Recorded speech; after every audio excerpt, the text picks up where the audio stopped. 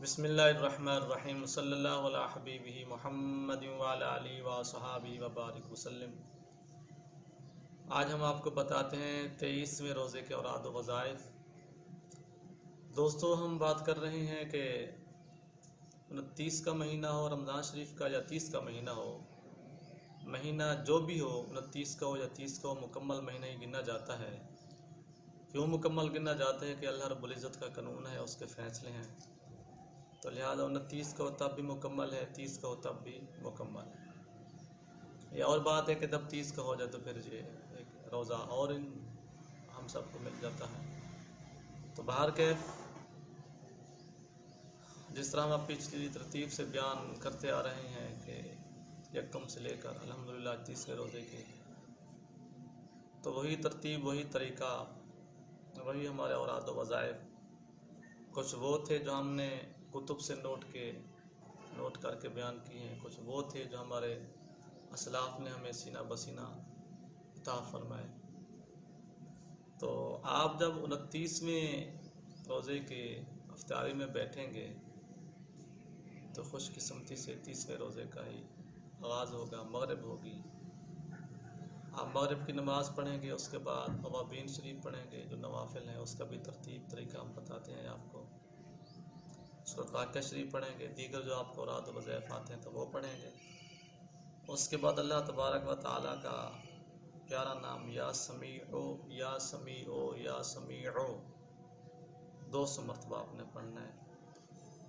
اس کے بعد عشاء کی نماز آئے گی، آپ نے عشاء سے پہلے جو غیر مقدس سنتے ہیں، جو لوگ نہیں پڑھتے، ہماری آپ سے ریکویسٹ بھی ہے، مشورہ بھی ہے کہ آپ زندگی بھر کے لیے کبھی غیر مقدس سنتے نہ چھوڑا کریں۔ آپ سنتے پڑھیں گے، سنتوں کے بعد آپ پھر نماز پڑھیں گے، نماز کے بعد نماز تراویح مکمل پڑھیں گے۔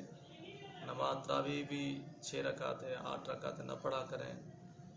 سمپل سیدھا سا جواب ہے، صحابہ سے 20 ثابت، تابعین سے 20 ثابت، تبع تابعین سے، بزرگان دین سے، ائمہ اعظام سے صدیوں سے 20 ہی پڑھی آ رہی ہیں۔ ذہن میں رکھیں، اس طرح کا کبھی آپ فیل نہ کریں۔ 20 تراویح پڑھیں گے، وہ جو ہم نے آپ کو طریقہ وطروں میں بتایا ہے، سورۃ آل عمران کے نوافل کا، آپ وہ پڑھیں گے۔ اس کے علاوہ عشاء کی نماز کے بعد 40 مرتبہ آپ نے استغفار پڑھنا ہے، استغفر اللہ الذی لا الہ الا هو الحی القیوم واتوب الیہ۔ 40 مرتبہ پڑھ لیں یا ایک تسبیح پڑھ لیں، جس طرح آپ کو آسانی ہو۔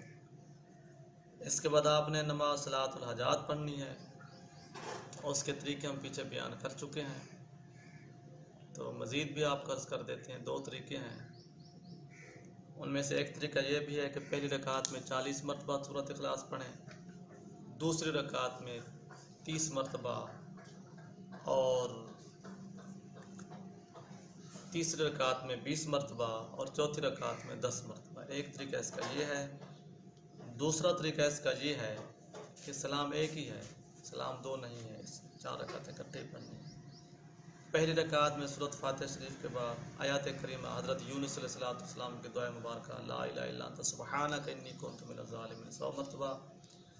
دوسری رکعت میں حضرت ایوب علیہ السلام کی دعائے مبارکہ رب انی مسنی الضر وانت ارحم الراحمین 100 مرتبہ۔ تیسری رکعت میں وافوض امری الی اللہ ان اللہ بصیر بالعباد، اس کو آپ نے 100 مرتبہ پڑھنا ہے۔ اور چوتھی رکعت میں آپ نے حضرت ابراہیم علیہ السلام کی دعا، اور اس کے ساتھ ایک اور بھی دعا ہے، حسبنا اللہ و نعم الوکیل نعم المولا و نعم النصیر۔ چوتھی رکعت میں آپ نے یہ 100 دفعہ پڑھنی ہے۔ سلام پھیرنے کے بعد دعائے کرب و نصرت آپ نے 100 دفعہ پڑھنی ہے، رب انی مغلوب فانتصر۔ ٹھیک ہے جناب۔ اس کے بعد 111 مرتبہ یا کریمہ پڑھو گے۔ اس کے بعد جو دعا مانگیں گے اللہ رب العزت کی ذات صرف قبولیت فرمائے۔ صلاۃ الحاجات جی ہے، عشاء کے بعد استغفار بھی ہے، صلاۃ الحاجات بھی ہیں، اور دعائے حاجت بھی ہے۔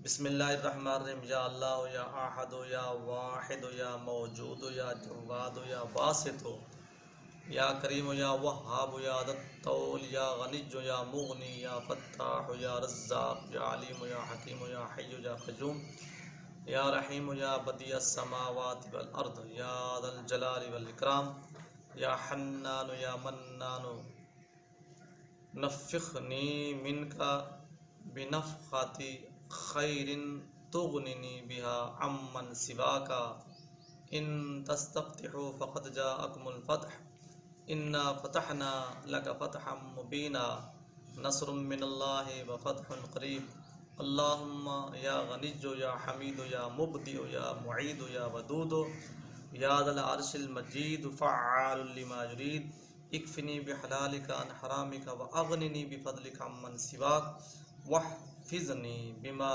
حفظت به الذکر وانصرنی بما نصرت به الرسل انک علی کل شیء قدیر۔ اس دعا کو بھی آپ نے پڑھنا ہے، دعائے حاجات۔ ساری رات کوشش کریں کیونکہ وہ لاسٹ نائٹ ہے، آخری رات ہے، زیادہ سے زیادہ نوافل ذکر اذکار تہجد سحری کریں گے، سحری کے بعد آپ پھر صبح کی نماز پڑھیں گے، صبح کی نماز کے بعد آپ جتنے اور اپنے پیر و مرشد کے اوراد و وظیفے ہیں وہ بھی پڑھیں، اس کے علاوہ جو عام روٹین میں اور کسی نے آپ کو بتایا ہوا ہے وہ بھی پڑھیں۔ تو آپ نے پھر یا عظیم و 200 مرتبہ پڑھنا ہے، بیٹھے رہیں وہاں، اپنا اشراق پڑھیں، چاشت پڑھیں، ظہر کی نماز کا ٹائم ہوگا، اس کے بعد آپ نے سورۃ نوح علیہ السلام ضرور پڑھا کرو، یہ ہماری طرف سے آپ پر عام خاص کو اجازت ہے، خاص الخاص وظیفہ ہے، اللہ تعالیٰ کے ولیوں کا وظیفہ ہے۔ ظہر کی نماز کے بعد آپ نے ظہر کی نماز کے بعد 30ویں روزے کو یا رزاق کو بھی 2 دفعہ پڑھنا ہے، 200 مرتبہ یا رزاق کو یا رزاق۔ اس طرح ظہر تاثر گزاریں گے اور اوراد و وظائف میں، قرآن شریف پڑھنے میں۔ تو نماز عصر کے بعد آپ نے پڑھنا ہے یا حکیم ہو یا حکیم ہو یا حکیم 200 مرتبہ، یعنی 23ویں روزے کی مغرب کے بعد آپ نے یا سمیع 200 مرتبہ۔ اچھا، عصر کے بعد آپ نے یا حکیم 200 مرتبہ پڑھنا ہے، اس کے بعد آپ روزہ افطاری کا ٹائم ہو جائے گا، اجتماعی یا انفرادی طور پر بیٹھیں، دعا کریں، دعا کا حوالہ درود شریف پڑھنا نہ بھولیے گا، اپنے لیے بھی، امت مسلمہ کے لیے اور اس ناچیز کے لیے بھی۔ اللہ تعالی ہم سب کو رمضان شریف کے زیادہ سے زیادہ فیوز و برکات لوٹنے کی توفیق عطا فرمائے۔ گڑ گڑا کے الوداعی دعا مانگنی ہے کہ اس میں سے جو بھی کمی پیشی ہم سے ہوئی ہے رمضان شریف کے شایع نشان کے لائق، اللہ رب العزت ہم سب کو وہ معاف فرمائے، دور فرمائے، اور اگلے رمضان شریف کا ہم سب کو انتظار نصیب فرمائے، بلکہ اگلا رمضان شریف ہم سب کو نصیب فرمائے۔ دوستو، ہماری کوشش تھی کہ ہم اپنے دوستوں کی خدمت میں کسی نہ کسی طریقے سے یہ نیکی کا کام، یہ اچھا کام تقسیم کرتے رہیں، بتاتے رہیں۔ تو ہم بہت ہی مصروفیات میں سے اپنا ٹائم نکال کر صرف دوستوں کے ذوق و شوق کے لیے، دیکھو یہ لمحات آئے اور چلے گئے، پتہ بھی نہیں چلا۔ تو انشاءاللہ ہمارا یہ سلسلہ بند نہیں رہے گا، آگے انشاءاللہ ہم آپ کو بتائیں گے، عید کے بارے میں بتائیں گے، نوافل نمازوں کے بارے میں بتائیں گے، عید کا طریقہ بتائیں گے، اور اعتکاف کے معاملے میں بتائیں گے۔ انشاءاللہ ہماری گفتگو کا انتظار رکھا کریں۔ اللہ تعالی ہم سب کا حامی و ناصر ہو، عمل کی توفیق عطا فرمائے۔ وآخر دعوانا الحمدللہ رب العالمین۔